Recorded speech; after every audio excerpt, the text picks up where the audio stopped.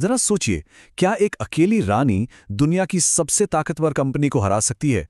सुनने में शायद नामुमकिन लगे, है ना? लेकिन 18वीं सदी में भारत की एक रानी ने ठीक यही कर दिखाया था।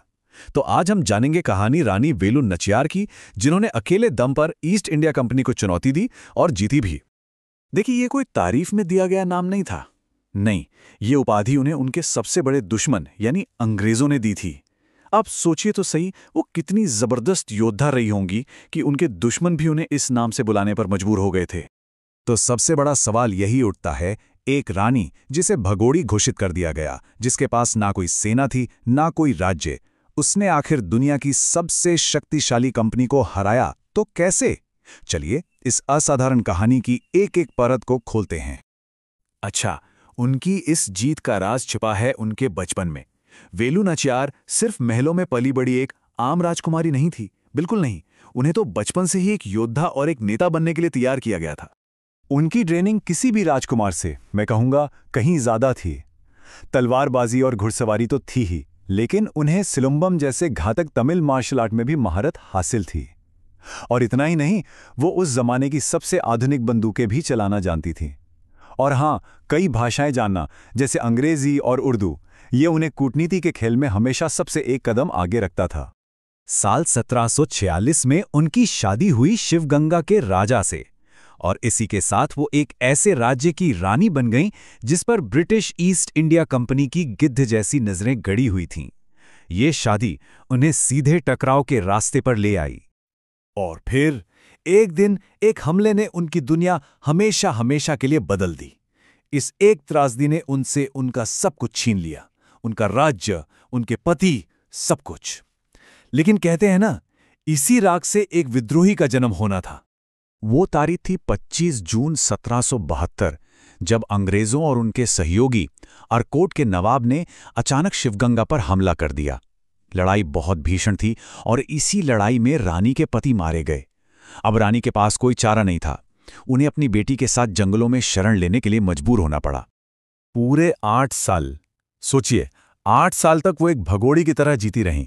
लेकिन वो सिर्फ छिप नहीं रही थीं, नहीं, वो इंतजार कर रही थीं, वो योजना बना रही थीं। ये 8 साल का वनवास असल में उनके जवाबी हमले की तैयारी का वक्त था। इन 8 सालों में उन्होंने मैसूर के ताकतवर शासक हैदर अली से मदद मांगी। अब देखिए, हैदर अली खुद अंग्रेजों के दुश्मन थे, और जब उन्होंने रानी की हिम्मत और उनकी रणनीतिक समझ देखी तो वो इतने प्रभावित हुए कि उन्होंने फौरन मदद का हाथ बढ़ा दिया। उन्होंने रानी को अपनी सेना दोबारा खड़ी करने के लिए हर जरूरी संसाधन मुहैया कराया। और रानी ने जो किया वो सिर्फ सैनिकों की भर्ती नहीं थी, नहीं, उन्होंने एक पूरी क्रांति की नींव रखी।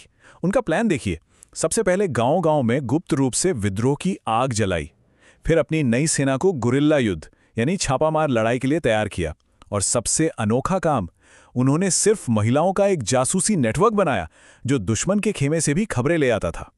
इस पूरी योजना का एक गुप्त हथियार था, एक ऐसी कमांडर जो रानी के लिए अपनी जान भी दे सकती थी। उनका नाम था क्विली। वो सिर्फ रानी की कमांडर नहीं, बल्कि उनकी सबसे बड़ी राजदार थीं, और इतिहास को बदलने वाली सबसे बड़ी, सबसे साहसी योजना को अंजाम देने की जिम्मेदारी उन्हीं के कंधों पर थी। अब क्विली ने जो किया उसे आज की भाषा में शायद मानव बम या आत्मघाती हमला कहा जा सकता है। ये एक ऐसा फैसला होता है जिसमें कोई योद्धा दुश्मन को बड़ी से बड़ी चोट पहुंचाने के लिए अपने प्राणों की आहुति दे देता है। और साल 1780 में क्विली ने वही अविश्वसनीय बलिदान दिया। उन्होंने अपने ऊपर तेल डाला और अंधेरे का फायदा उठाकर अंग्रेजों के गोला बारूद के गोदाम में घुस गईं, और फिर खुद को आग लगा दी। जो धमाका हुआ वो भारतीय इतिहास का पहला दर्ज आत्मघाती हमला माना जाता है, और इस एक धमाके ने ब्रिटिश सेना के पूरे शस्त्रागार को खाक कर दिया। क्विली के इस बलिदान ने युद्ध का रुख ही पलट कर रख दिया। अब समय आ चुका था रानी की विजयी वापसी का, अपने खोए हुए राज्य को फिर से हासिल करने का। 1783 ये वो साल था। क्विली के बलिदान की आग ने विद्रोह की ज्वाला को और भड़का दिया था।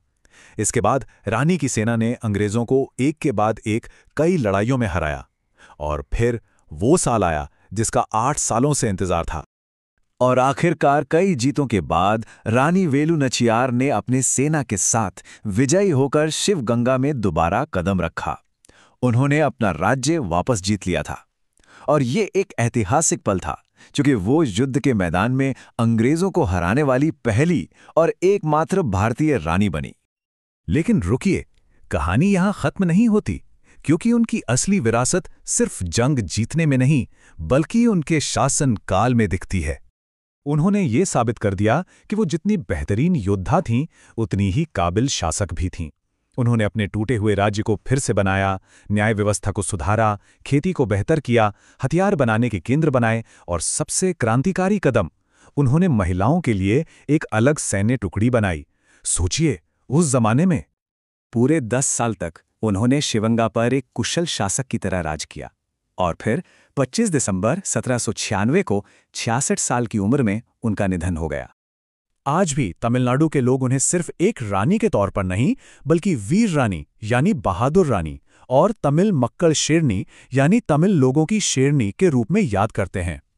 उनकी विरासत आज भी इन शक्तिशाली उपाधियों में जिंदा है। तो आखिर में एक सवाल मन में आता है, एक ऐसी रानी जिसने गुरिल्ला युद्ध की शुरुआत की, जिसने महिला जासूसों का नेटवर्क बनाया और जिसने दुनिया की सबसे बड़ी महाशक्ति को हराया, आखिर उनकी कहानी दक्षिण भारत के बाहर इतनी अनसुनी क्यों है? ये वाकई सोचने वाली बात है।